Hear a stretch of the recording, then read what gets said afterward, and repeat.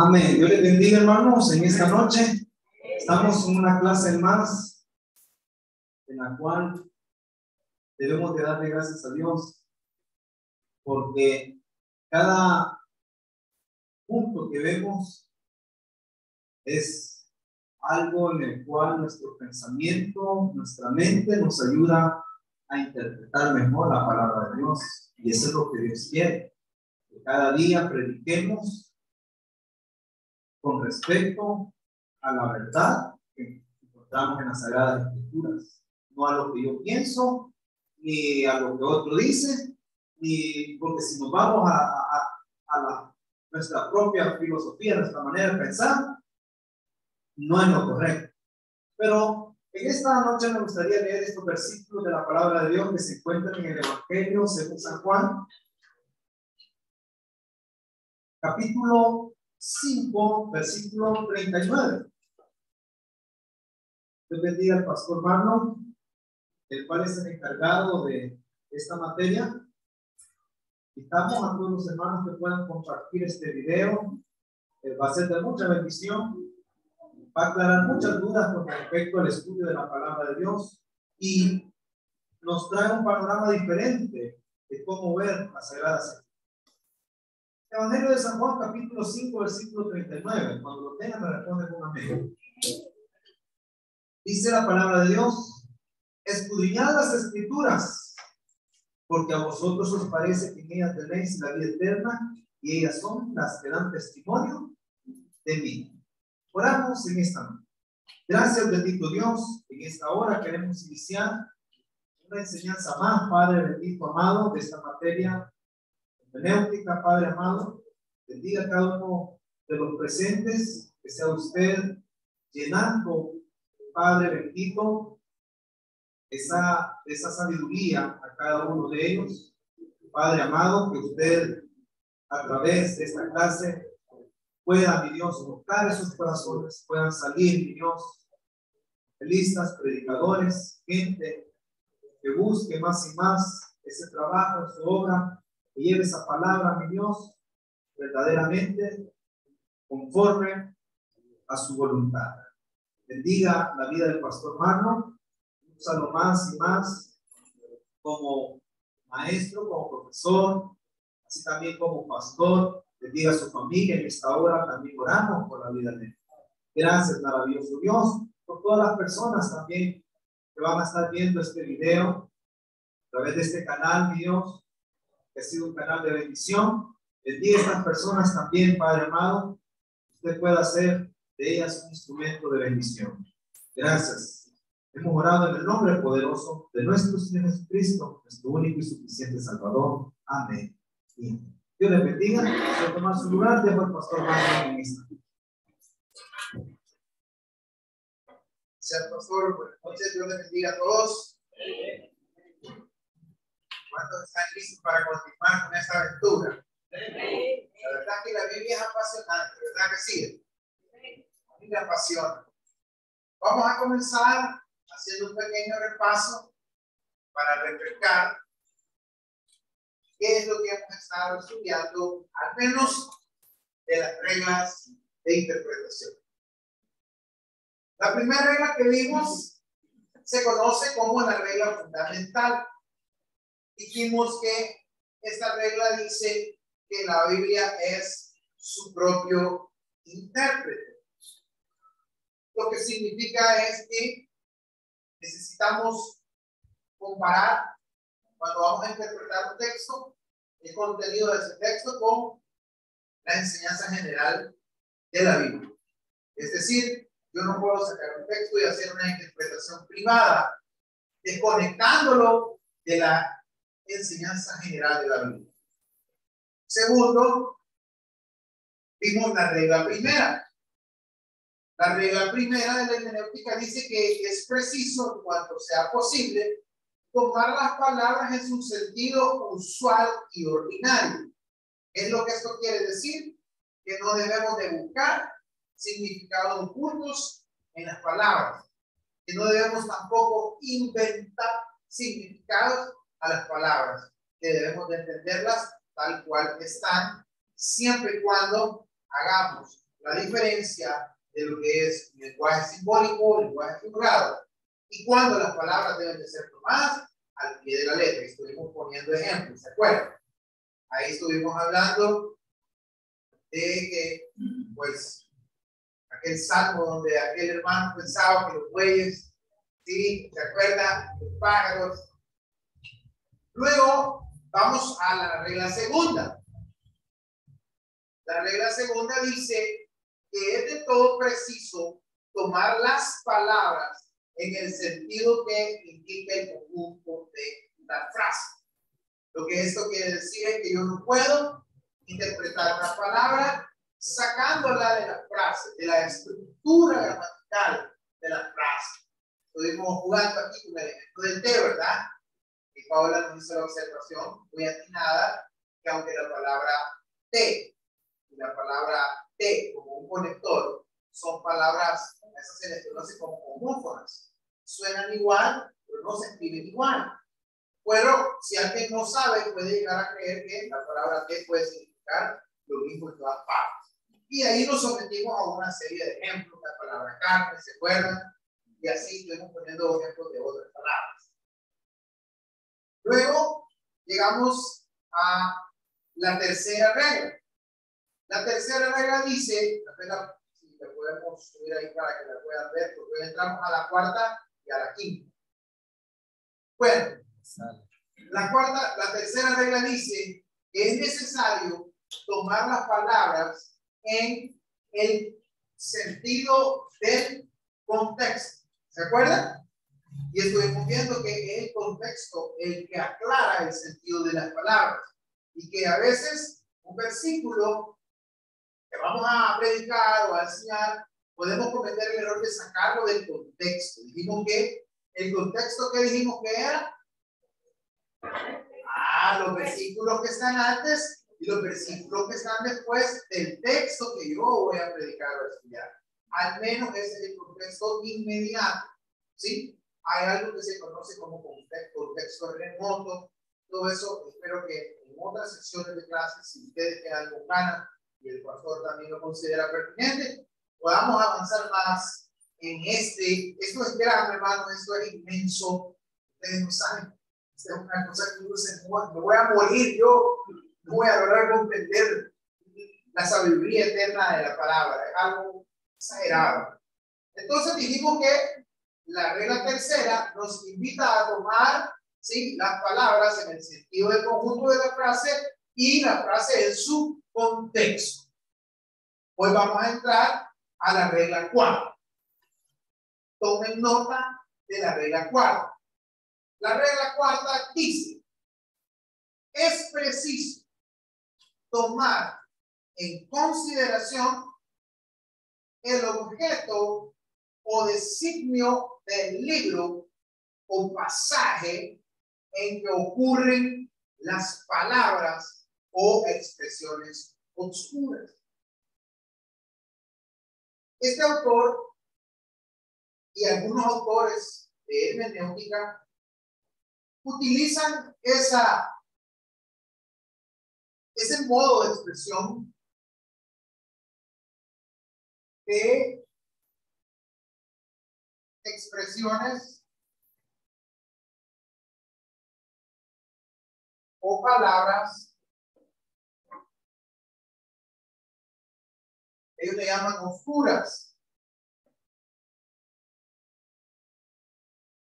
Vamos a aclarar eso, porque alguien de repente puede pensar, bueno, ¿cómo es que hay oscuridad en la Biblia? Tiene sentido, sí. En la palabra de Dios, en la palabra de Dios es luz, no hay tinieblas en él. Esa es una forma metafórica, es decir, de ejemplificar una expresión de difícil entendimiento. La palabra expresiones oscuras o palabras oscuras en hermenéutica lo que significa es una palabra o una expresión de difícil entendimiento. También va a encontrar usted la expresión textos oscuros en la literatura hermenéutica. Ningún texto es oscuro, Dios es luz, pero esa es una forma de decir que los textos tienen difícil interpretación difícil entendimiento. ¿Estamos claros ahí? Le aclaro esto porque de repente alguien puede decir, no, hombre, la Biblia no tiene nada, Biblia es oscuridad. Claro, estamos de acuerdo, pero está hablando en un sentido figurado. Entonces, la cuarta regla nos dice que debemos nosotros de considerar a la hora de hacer una interpretación de un texto, nosotros debemos de considerar el objeto o designio del libro o de la expresión o de la frase. Ahora, ¿qué es lo que esto quiere decir? Vamos a entender. ¿Qué quiere decir esta regla? Bueno, lo que esto quiere decir es que cada libro de la Biblia que usted ve ahí, cada libro fue escrito con un propósito. El autor de ese libro, el doctor Lund, le llama designio. Pero a mí me gusta más la palabra propósito.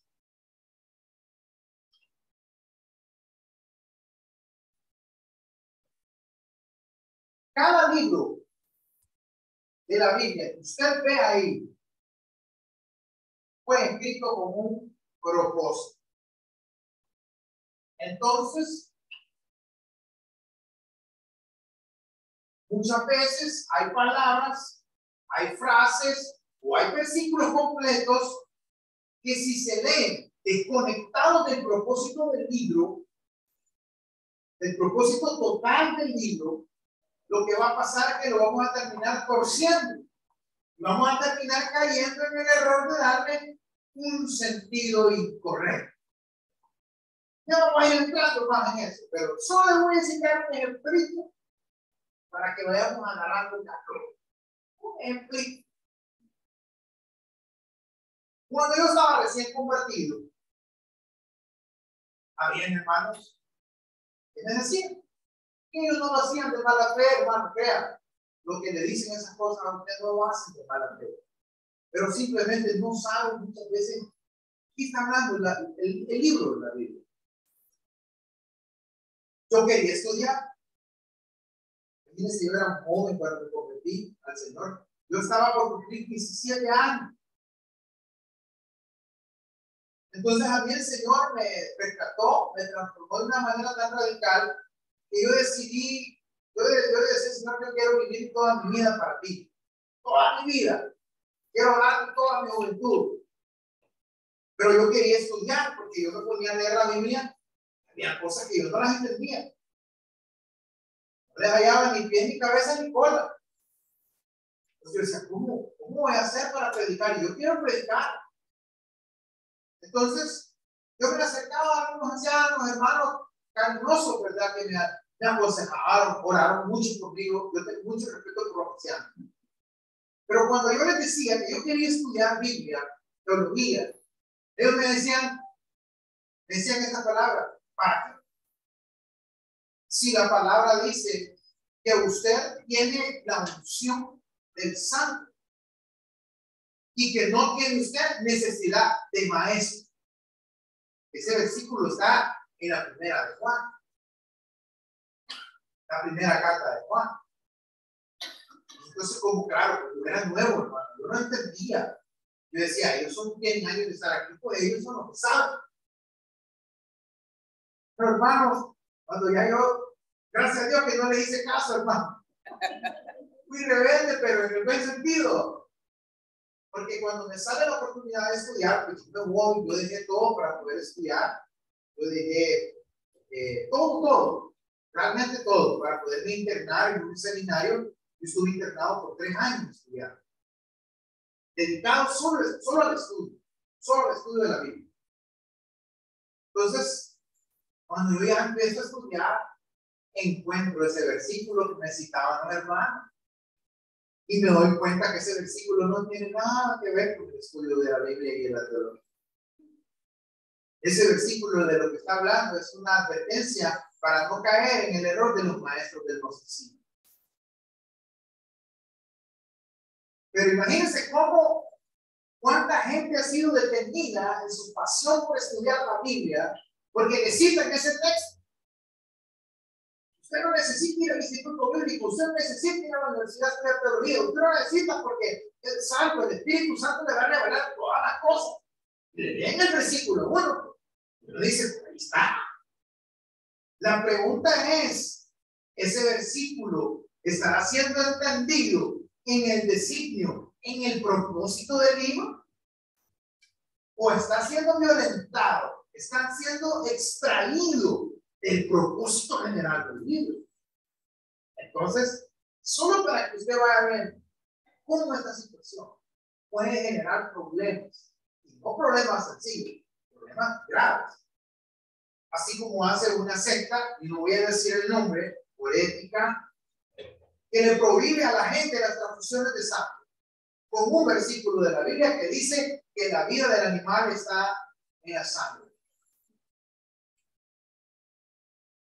Pero la pregunta es, ¿y ese versículo estará siendo interpretado en conexión con el propósito general de ese libro? O simplemente lo agarraron para justificar su creencia de no hacer transfusiones de sangre. Interesante. Vamos a avanzar. Pues esta regla, como se ve, no es más que la ampliación de las anteriores. Si usted se fija, hemos venido en esta lógica.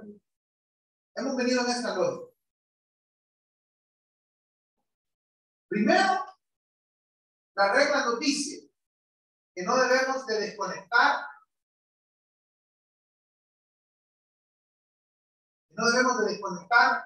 los versículos de la enseñanza general de la Escritura. Luego nos dice que debemos de tomar las palabras en el sentido ordinario. Luego nos dice que no debemos de tomar las palabras fuera del conjunto de la frase, ¿sí? No debemos de tomar las palabras fuera del conjunto de la frase. Luego nos dice que no debemos de tomar las palabras y las frases fuera del conjunto del contexto. Ahora nos dice que no debemos de tomar ni las palabras ni las frases fuera del contexto, pero debemos de tomar en cuenta el designio del libro, el propósito del libro. Entonces, como usted puede ver, vamos cada vez abarcando más. Esa es la lógica de la interpretación en ese nivel de lectura. ¿De qué se trata esto? Se trata de entender que la Biblia tiene contenido que se ve reflejado tanto en el Antiguo como en el Nuevo Testamento. Y si voy a tomar un versículo, pues tengo que ver que yo no lo puedo violentar ni sacarlo de lo que en general la Biblia enseña. Luego, las palabras debo de entenderlas en el conjunto de la frase. Las frases debo de entenderlas en el contexto del argumento que el autor trae. Y luego, el argumento, la frase, todo lo demás lo debo de entender conectado con el propósito del libro. Y el propósito del libro, queridos, no es otra cosa más que el por qué el autor lo escribió. ¿Por qué? Nosotros, como somos cristianos, tenemos una concepción, la Biblia es un libro espiritual, muchas veces podemos llegar a creer que la Biblia se escribe en una dimensión nada más celestial. Y eso tiene contenido que tiene que ver con la espiritualidad, pero también obedece a circunstancias históricas, a problemas históricos que en el caso del Nuevo Testamento la iglesia cristiana enfrentaba. En el caso del Antiguo Testamento, problemas que el pueblo judío enfrentaba. Y el Espíritu de Dios guía a los escritores a solucionar esos problemas. ¿Y cómo lo solucionan? A través de los libros bíblicos que usted tiene ahí. Por eso, cada libro tiene un nombre, se escribe en una época diferente, trata problemas distintos. Entonces, yo no puedo desconectar los versículos, las frases, las palabras, el propósito general del libro, del por qué el autor lo escribió. Porque si yo hago eso, violento el sentido del texto. Vamos avanzando. Muy bien. La gran pregunta es, hermano, entonces, ¿cómo hacemos? Está bien ahí, está bien, ya entendimos de que no podemos sacar el versículo que vamos a predicar o enseñar de su conexión general con el propósito del libro. Pero ¿cómo lo vamos a hacer? Bueno, el propósito de un libro o un pasaje se adquiere sobre todo, en primer lugar, leyéndolo. En segundo lugar, estudiándolo con atención, repetidas veces. Y vamos a tener en cuenta con qué ocasión y a qué personas originalmente se escribió. Para yo saber el propósito de un libro de la Biblia, yo debo, primero, ya le puedo desglosar eso, ya lo voy a introducir. Yo lo voy a desglosar. Pero yo debo de leer el libro teniendo en cuenta estas dos preguntas. Primero,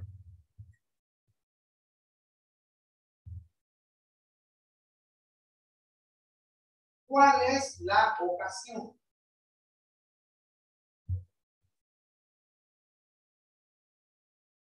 ¿Cuál es la ocasión?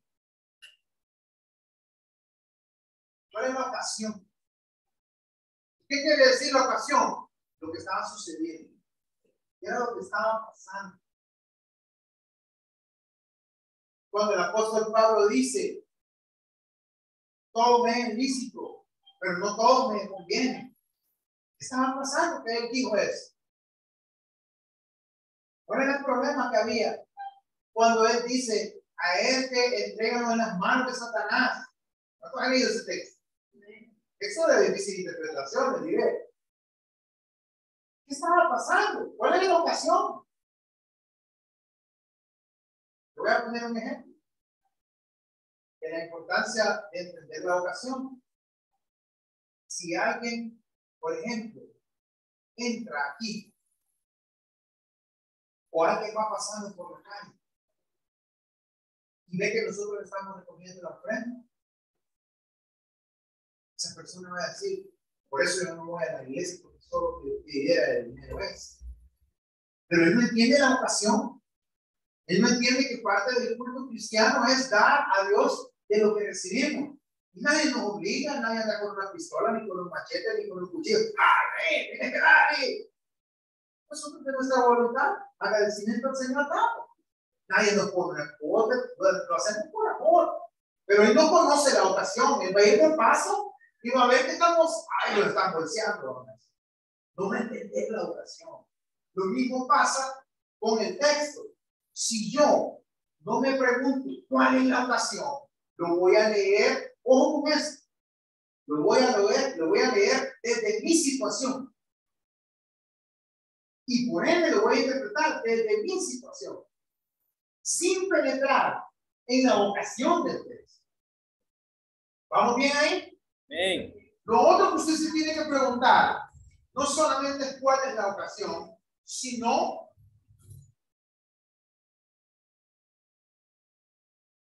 ¿quiénes?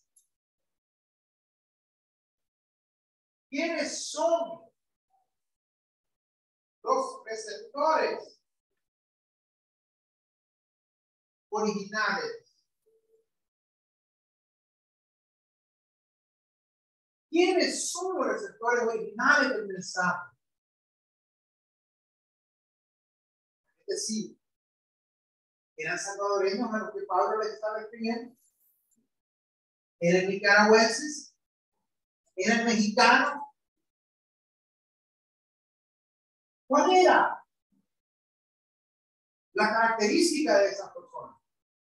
¿Cuál era la formación de esas personas? ¿Qué idioma hablaban esas personas? ¿Cómo era la cultura de estas personas? ¿Cuáles eran las costumbres de estas personas? ¿Qué era lo que practicaban estas personas? Eso me va a permitir a mí, gracias, profundizar en la ocasión y en quiénes son los autores originales. Mire, por ejemplo, cuando dice Pablo sobre, bueno, tantas cosas, hermano, por ejemplo, pero les traigo ejemplos específicos. No me quiero, yo le he dicho al pastor que yo tengo problemas que cuando tengo que profundizar me voy. Ahora, yo debo de leer el libro tomando en cuenta cuál es la ocasión y a quién primero les estaba queriendo dar el mensaje. En otros casos, fíjense bien, los propósitos del libro o del pasaje están determinados ahí en el texto. Hay momentos en que hay que deducirlo por la lectura, pero hay momentos en que el texto lo dice claramente. Y cuando el texto lo dice, no lo invente. ¿Para qué debe inventarse? El texto lo dice. Por ejemplo, ayúdenme, pastor. Vamos a leer Romanos 15:4. Allí vamos a encontrar cuál es el designio o el propósito de la Biblia. O al menos en este contexto de los libros del Antiguo Testamento, que es a lo que se refiere. Romanos, vamos a ver, 15:4. Léalo, pastor, por favor. Amén. Dice la palabra de Dios. Porque las cosas que se escribieron antes para nuestra enseñanza se escribieron, a fin de que por la paciencia y la consolación de las Escrituras tengamos esperanza. Oiga, qué lindo. ¿Cuál es el propósito de la palabra? Ahí está en el texto. Dice, las cosas que se escribieron antes, se está refiriendo al Antiguo Testamento, a los libros del Antiguo Testamento. Dice que fueron escritas ¿para qué, pastor? Para nuestra Enseñanza. ¿Sabían ustedes que en el tiempo de Pablo, tiempo de Pedro, en Juan, no existía el Nuevo Testamento? ¿Y con qué predicaban ellos? Predicaban con el Antiguo Testamento. Ellos predicaban con el Antiguo Testamento. Predicaban citando al profeta Isaías, predicaban citando los salmos. Es más, el mismo Jesús cuando entra a la sinagoga lee una porción de Isaías y dice, hoy se ha cumplido ante vosotros esta profecía. De esa manera los cristianos predicaban. Cuando usted lee el libro de los Hechos, se da cuenta que hay un personaje ahí, hay un funcionario en los primeros capítulos del libro de los Hechos. Hay un funcionario que va leyendo la Biblia. ¿Quién es? Ese es el famoso que el eunuco etíope. ¿Y qué va leyendo? Según la narrativa. Es profeta Isaías.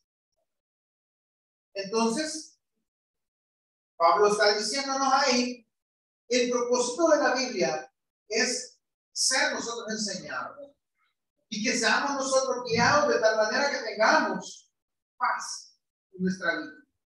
Entonces la palabra del Señor ha sido dada para nuestra enseñanza, para nuestra instrucción. Entonces yo no puedo agarrar la Biblia para andar peleando, para andar debatiendo.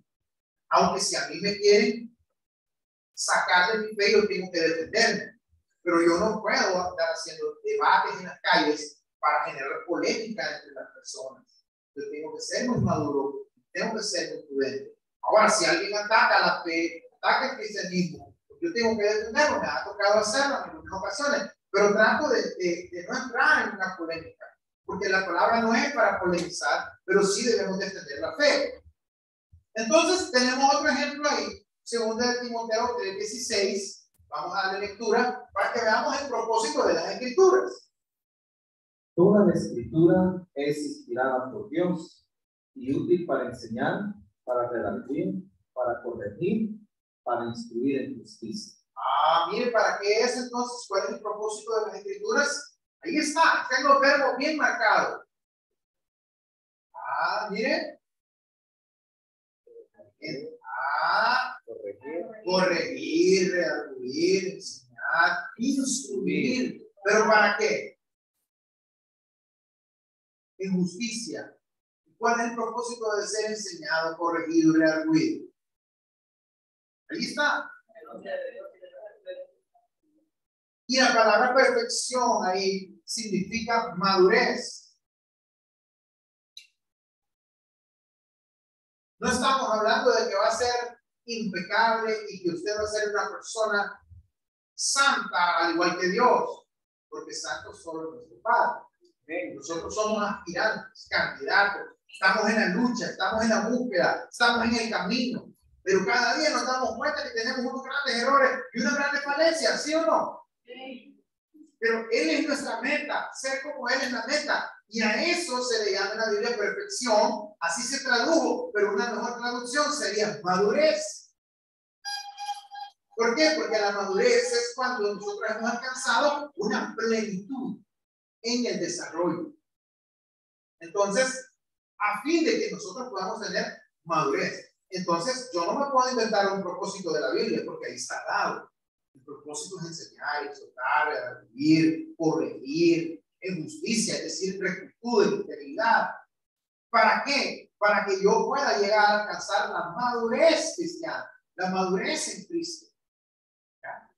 Veamos ahora el propósito de los evangelios, al menos según lo entiende el evangelista Juan, porque cada evangelio se escribió para una comunidad diferente. Marcos escribe para la cultura romana, Lucas escribe para la cultura griega, Mateo escribe para la cultura siria, sin judía, y Juan se escribe como un evangelio más general para un mundo gentil. Por eso son bien distintos cada uno de ellos cuando usted lo lee. El propósito no es el mismo. La ocasión no es la misma. Veamos lo que dice Juan 20:31. Amén.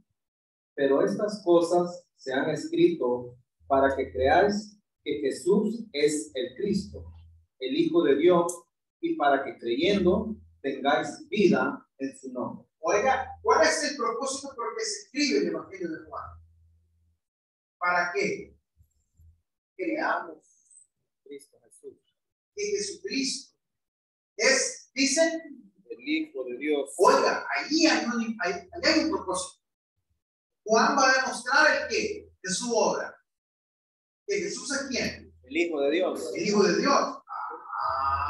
Hoy entiende por qué en los primeros capítulos de él está el milagro de convertir el qué? El agua en vino. ¿Y por qué no está en Marcos? ¿Por qué no está en Lucas? ¿Por qué no está en Mateo? Porque el propósito es diferente. Mateo no quiere demostrar que Jesús es el Hijo de Dios. Mateo quiere demostrar que Jesús es el Mesías prometido por los profetas. Por eso cuando usted lee Juan capítulo 1, en el principio del verbo era con Dios, el verbo estaba con Dios y el verbo era Dios. Cuando lee el Evangelio de Mateo, no comienza así. ¿Cómo comienza el Evangelio de Mateo? Vámonos allá a Mateo capítulo 1. Miren cómo comienza. Libro de la genealogía de Jesucristo. Vea, no está diciendo del Hijo de Dios. Ya veo. Está diciendo de Jesucristo. Y Jesucristo es una palabra compuesta que se traduce, que es, en hebreo es Yeshua HaMashiach. En hebreo es Yeshua HaMashiach. Y en griego es Yesod Christos. ¿Y qué quiere decir eso? Quiere decir el enviado de Dios, el elegido de Dios. No es lo mismo que decir el Hijo de Dios, ¿verdad que no? Cuando ya decimos el Hijo de Dios, ahí estamos dando ya a Jesús una categoría teológica. Cuando decimos que Él es el Mashiach, estamos dándole una categoría religiosa que entendían los judíos nada más. Cuando decimos el Hijo de Dios, lo entienden todos los griegos y lo entienden todos los romanos, porque ellos entendían sobre la mitología griega. Juan tiene que usar el lenguaje que entendía la gente de su época. Por eso Juan no dice Yeshua HaMashiach, dice Él es el Huios Touteos, el Hijo de Dios, en griego. Y qué interesante. No es lo mismo. Aunque el propósito es que creamos. Ese es el propósito, que creamos. Pero como tiene una situación histórica diferente, nosotros hoy todos hablamos español. Nosotros no tenemos problema. Pero ellos allá habían comunidades donde solo hablaban griego, otras latín, griego, otras hebreo, griego y arameo. Tenían que ser los libros escritos de acuerdo a la cultura a la que iban dirigidos. Por eso cuando usted lee el Mateo, usted va a encontrar una serie de citas de los profetas del Antiguo Testamento. Va a encontrar que citas de entrada, bueno, comienza la genealogía, no voy a volver a explicarla porque si no me pierdo de todo, pero comienza la genealogía y si usted se fija, ¿con quién lo comienza identificando en el capítulo 1? David. Ya se fijó que pone a David antes de Abraham. ¿Por qué? ¿Será que le devolvieron las cabras al escritor? No. Es porque él quiere identificar primero a Jesús como el Mesías, descendiente del linaje de David, y después como un varón de fe. Por eso lo relacionan con Abraham. Interesante. Solo una pequeña pincelada. Vea, el propósito es segunda de Pedro. Vamos a ver, pastor, el capítulo 3, versículo 2 de segunda de Pedro. Ahí hay un propósito de ese libro. Amén. Para que tengáis memoria de las palabras que antes han sido dichas por los santos profetas y del mandamiento del Señor y Salvador dado por vuestros apóstoles. Entonces, ¿cuál es el propósito de esa carta? Hacer memoria de la palabra, de los mandamientos. El apóstol Pedro trata de hacer un recordatorio a esas personas de cuáles son los mandamientos del Señor, cuál es el propósito de la palabra. Veamos ahora otro ejemplo del propósito de un libro, el libro de Proverbios. Vamos a leer el capítulo 1. Proverbios 1.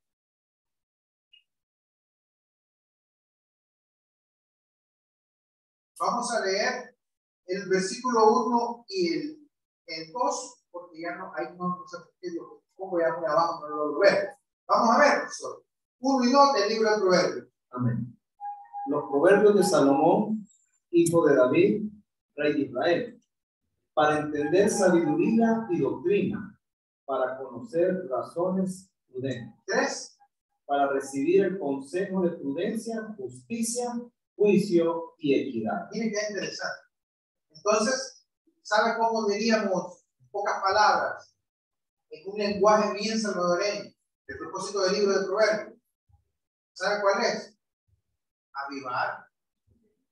Avivar al que no ha avivado. Despertarle la mente y que se vuelva sabio. Interesante. Mire, cuando usted lee el libro de Proverbios, cuántas advertencias. Mire, a mí me encanta aquella parte del proverbio donde él comienza a hablar acerca de la mujer fácil, de la mujer que va y busca y dice a un insensato y lo mira y le dice, venite conmigo, pajarito chulo, mi marido no está, vamos a vivir y tengo ahí un cordoncillo, unas colchas que me trajeron de allá de Egipto y quiero estrenar la cocoba.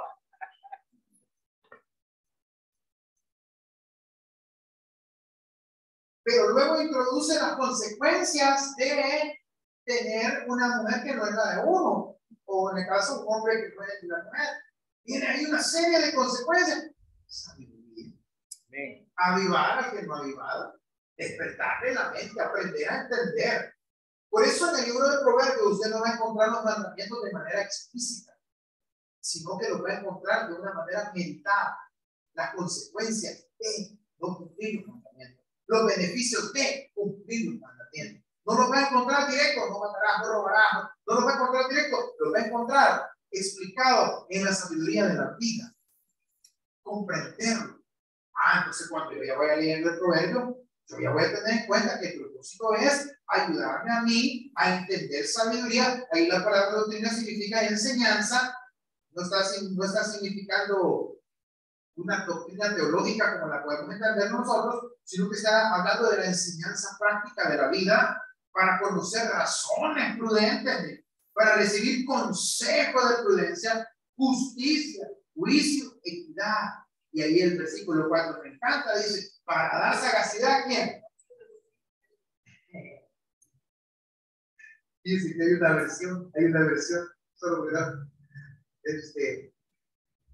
Hay una lección que se llama traducción del lenguaje actual. ¿Usted la tiene ahí? Pues, sí. Me gustaría que la leyéramos, porque alguien que oiga esto que le estoy diciendo yo, pues así, oye, el pastor nos está achicando, nos está ofendiendo. No, que eso es lo que dice el texto. Y en hebreo es más fuerte todavía, pero no se lo quiero decir. Muy fuerte. Sí, muy fuerte, en serio. Vean qué complicado es en hebreo esa lectura. Pero, pastor. Traducción lenguaje. Ajá, la lenguaje actual. Amén. Dicen. No, perdón, leamos del 1 hasta el 5. Amén. Dice, estos son los proverbios de Salomón, hijo de David, rey de Israel. Estos proverbios tienen como propósito que ustedes los jóvenes lleguen a ser sabios, corrijan su conducta y entiendan palabras bien dichas y bien pensadas. También sirve para enseñar a los que no tienen experiencia, a fin de que sean cuidadosos, honrados y justos en todo, que muestren astucia y conocimiento y piensen bien lo que hacen. Ustedes los sabios e inteligentes, escuchen lo que voy a decirles. Así se harán más sabios y ganarán experiencia. Interesante. Tiene ahí ¿qué otra versión tiene? Tiene la NBI. ¿La nueva versión internacional? No, la traducción viviente. Léame la traducción viviente. Dice, estos son los proverbios de Salomón, hijo de David, rey de Israel. El propósito de los proverbios es enseñar sabiduría y disciplina y ayudar a las personas a comprender la inteligencia de los sabios.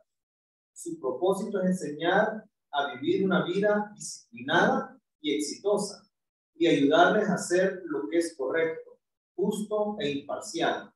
Estos proverbios darán inteligencia al ingenuo, conocimiento y discernimiento al joven.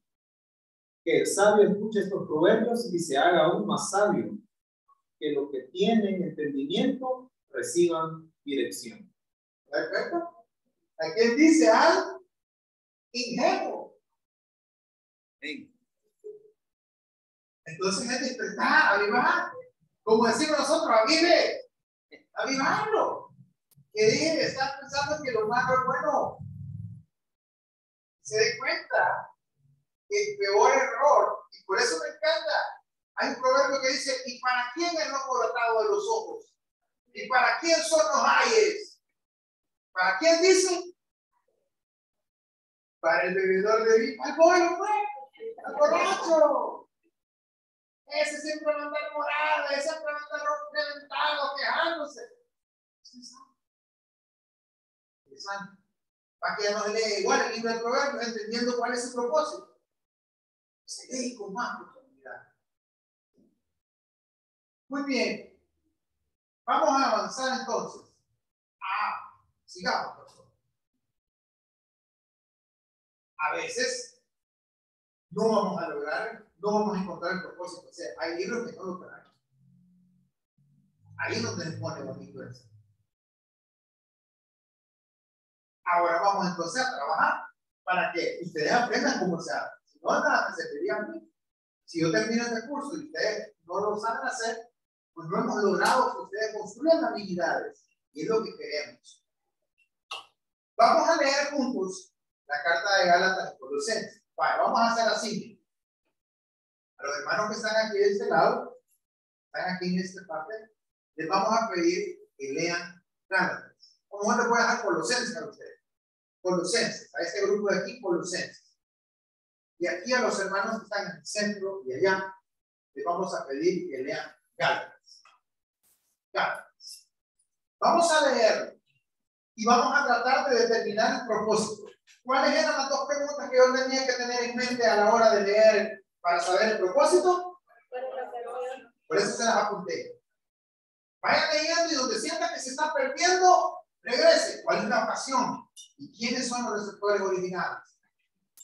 Vamos a leerlo de esta manera. Miren, primero, le va a dar una lectura general a la carta. Esta lectura no va a marcar nada y tampoco va a tratar de interpretar. Solo es una lectura general. Número 2, le va a dar una segunda lectura. Va a prestar atención a las palabras que se repiten. Ahí va a encontrar palabras que se repiten.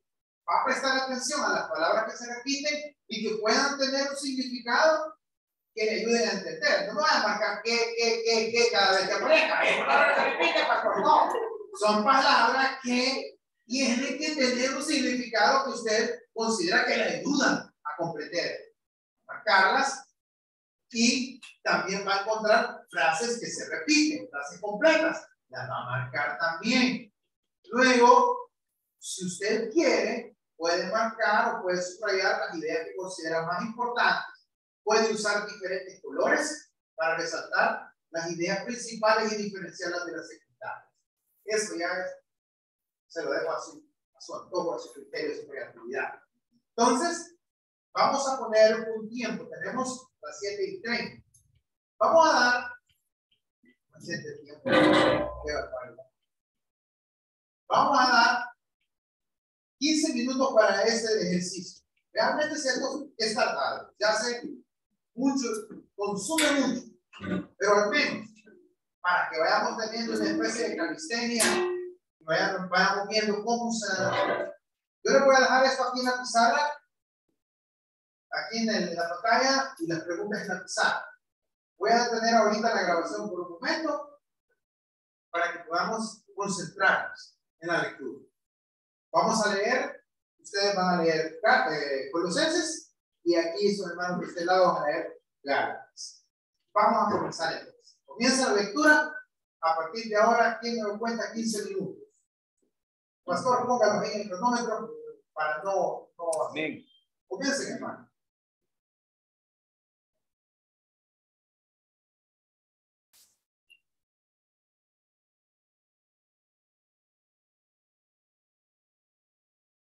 Ahora vamos a ver cuál es el propósito y la ocasión de la carta de Gálatas y Colosenses. Es evidente que las cartas de Gálatas y Colosenses fueron escritas en ocasión de los errores. ¿A quiénes encontraron ustedes que mencionan en la carta? ¿A quiénes hace alusión? Él hace alusión a ciertas personas ahí, ¿verdad que sí? Tanto en Colosenses como en Gálatas. ¿Ah? Correcto. Él está haciendo alusión. La ocasión es que había errores doctrinales. Había error doctrinal. Ustedes han tenido bien cerquita. Había error doctrinal, tanto en la comunidad de Galacia como en la comunidad de Colosa. Habían amenazas doctrinales de error. Y esas amenazas, esas enseñanzas estaban haciendo un gran daño. Y estos estaban procurando implantar en las iglesias apostólicas, es decir, en las comunidades de fe, los judaizantes y los falsos maestros. ¿Qué dice de ellos? Tanto en Colosenses como en Gálatas. ¿Qué dice de ellos?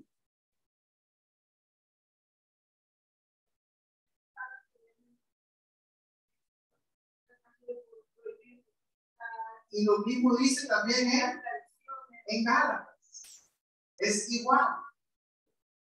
Tanto en Gálatas como en Colosenses había una herejía, una falsa enseñanza que estaba distorsionando la gracia.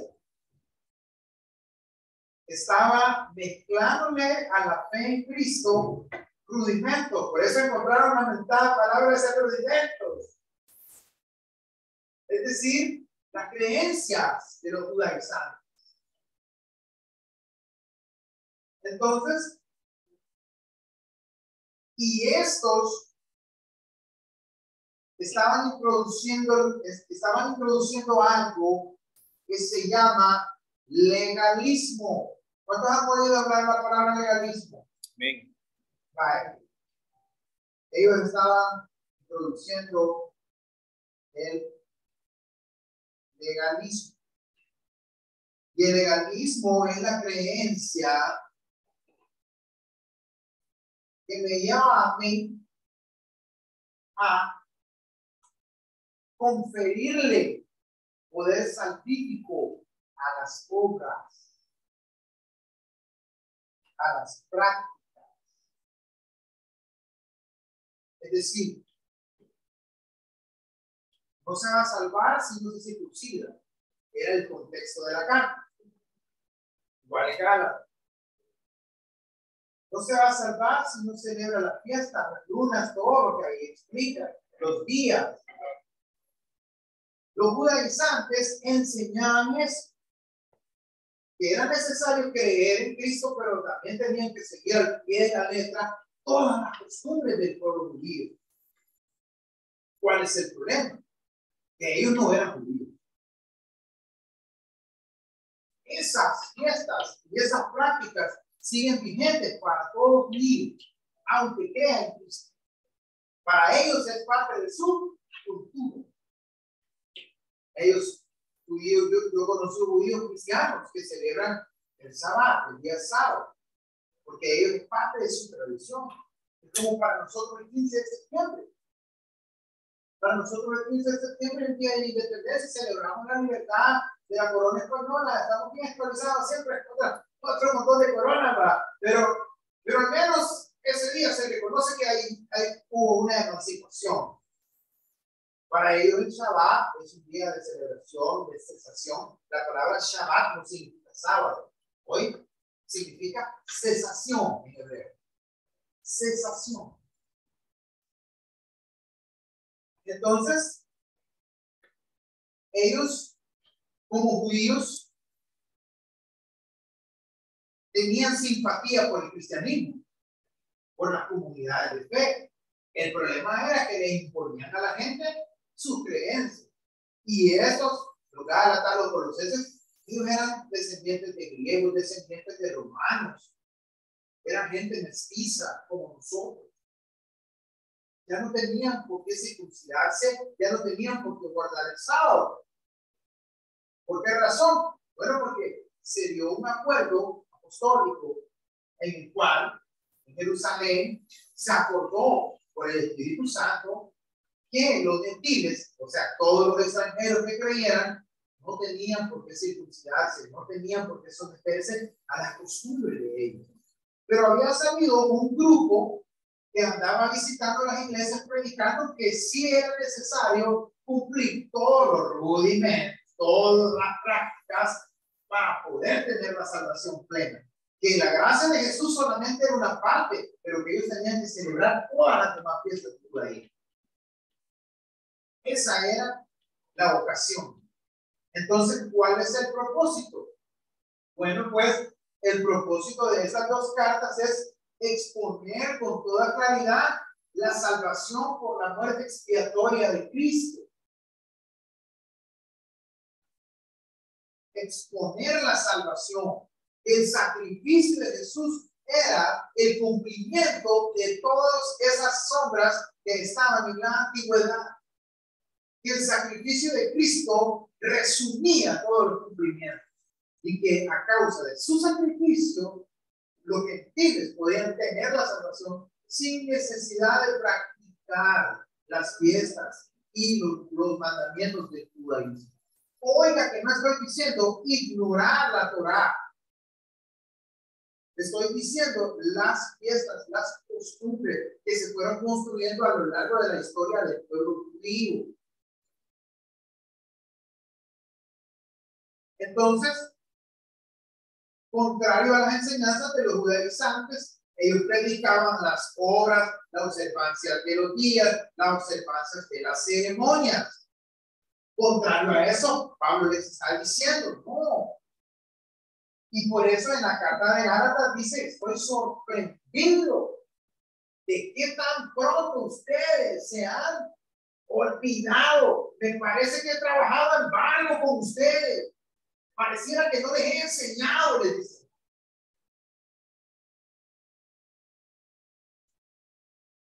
Qué interesante. Entonces, si yo, y ahí me preguntaron los jóvenes y me gustó la pregunta que me hicieron. En Gálatas aparece la palabra ayo. ¿En qué versículo está ayo? Díganme, por favor. ¿Cuál? 3:25. Gálatas 3:25. Miremoslo.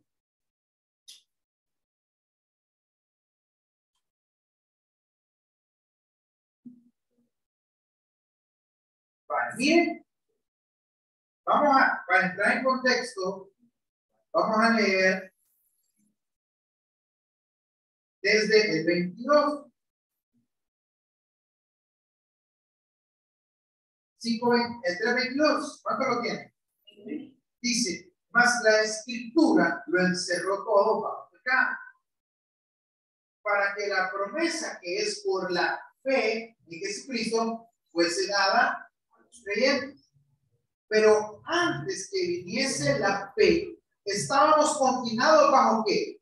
La ley. Bajo la ley, encerrados para aquella fe que iba a ser revelada. De manera que la ley ha sido el ¿qué?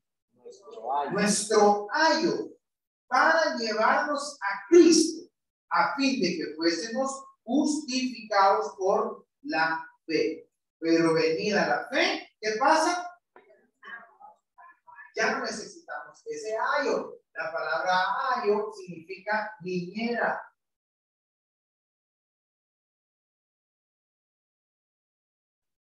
¿Hay algo que deseen decir? ¿No?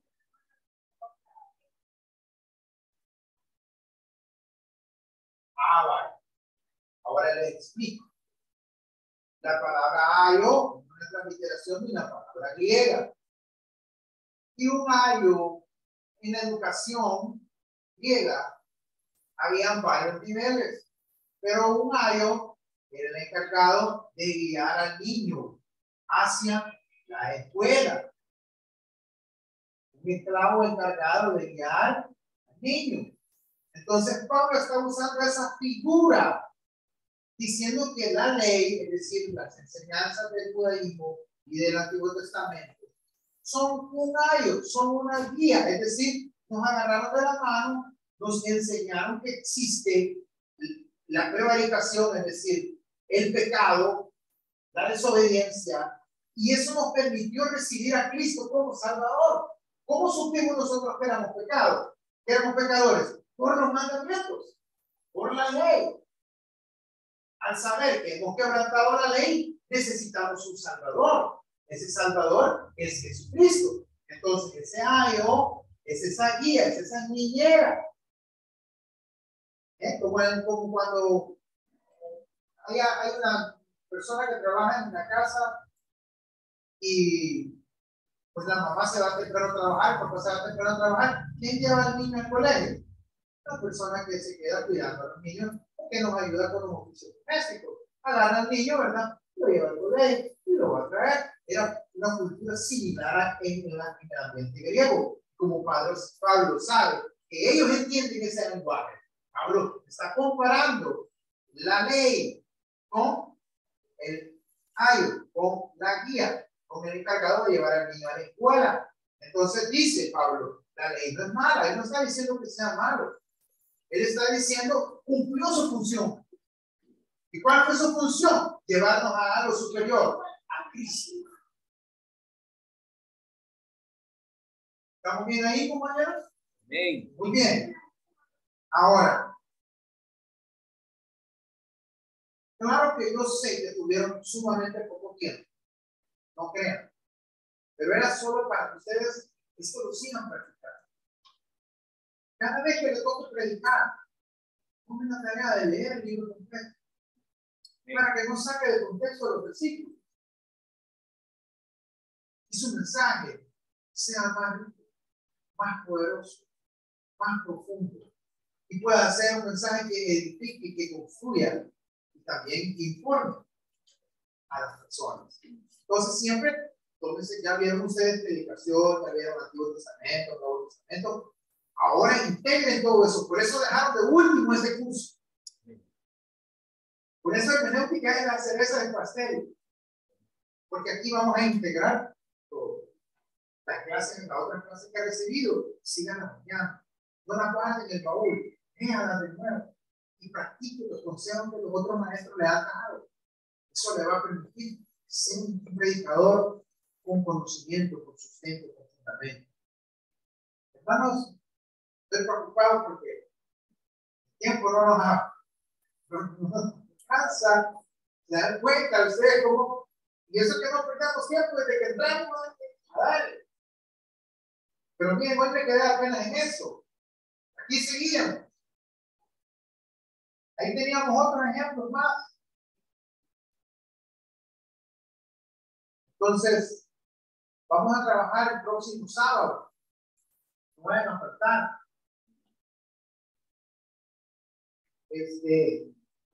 Vamos a trabajar un poco más sobre esto, sobre el propósito del libro. Y luego vamos a ver la regla quinta. La regla quinta es un poco más corta. Pero quiero lograr ver con ustedes las figuras retóricas y el lenguaje simbólico. Ese le va a encantar. El lenguaje simbólico va a encantar. Pero poder hacerlo, ya solo nos queda una sesión, ¿verdad? Sí. Solo la del sábado. Solo la del sábado. Porque yo pensaba que eran 6 sesiones. Son 5, ¿verdad que son 6? Lo que pasa es que como no venimos un sábado, cabalgaría el viernes. Un sábado tengo yo, Víctor. Bueno, si ustedes no tienen problema, bueno, ahí vamos a ir después para no dejarlos ahí sin la información, ¿verdad? Pero eso lo vamos a decidir. Pero el sábado no se vayan a quedar. Vénganse porque vamos a seguir dando a eso. Está bien interesante. Voy a entregar el tiempo, porque ya como si nada son las 8:04. Vamos a dejar el tiempo a la pastora Verónica. Gracias. Gracias por tu atención, hermano, por el interés que le pongo.